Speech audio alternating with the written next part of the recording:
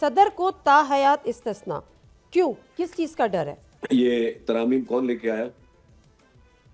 کون پاس کرتا ہے؟ کیبنٹ پاس کرتی ہے، بالکل کرتی ہے، فیڈرل کیبنٹ نے یہ پاس کیا ہے. اور ترامیم جہاں تک استثناء ہے، دنیا میں آلموسٹ تمام ممالک میں صدور کو استثناء حاصل ہے جب تک وہ آفس میں ہو، کافی ایسے جب تک وہ آفس میں ہو.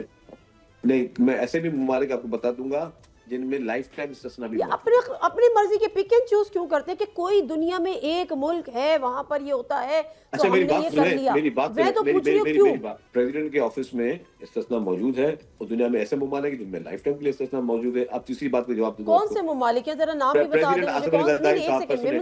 کون سے ممالک ہیں جہاں پہ یہ لائف ٹائم استثناء ہے؟ جی بہت سارے ہیں. مثلاً ترکمانستان ہے، قازقستان ہے، کرغزستان ہے، بہت سارے ممالک آپ کو چیک کر لیجیے گا. اچھا ٹھیک ہے جی، میں تین نام لے اب لیے. ایسا کرتے ہیں ان ممالک کی بھی فہرست گن لیں جن میں ایک نہیں، چار نہیں، 10 20 30 صوبے اور جب ان کو ضرورت پڑتی ہے تو وہ بناتے ہیں.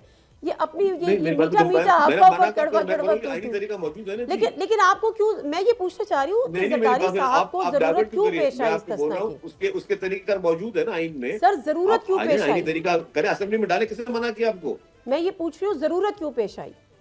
کیا ڈر تھا کس چیز کی؟ کوئی ڈر نہیں ہے. دیکھیں میں آپ کو کوئی ڈر نہیں ہے. 12 سال وہ پریزیڈنٹ صاحب ہمارے مسلم حسن زرداری صاحب جیل میں رہ چکے ہیں بالکل، اور بغیر کسی چیز ثبوت ہوئے ہوئے. باقی لوگوں تو سزائیں ہو گئی تھی نا، ان کو 12 سال میں سزا بھی کوئی نہیں دے سکا. اور وہ مطلب سب سے زیادہ میں سمجھتا ہوں پاکستان میں کسی نے جیل کاٹی ہے تو مسلم حسن زرداری صاحب نے کاٹی ہے.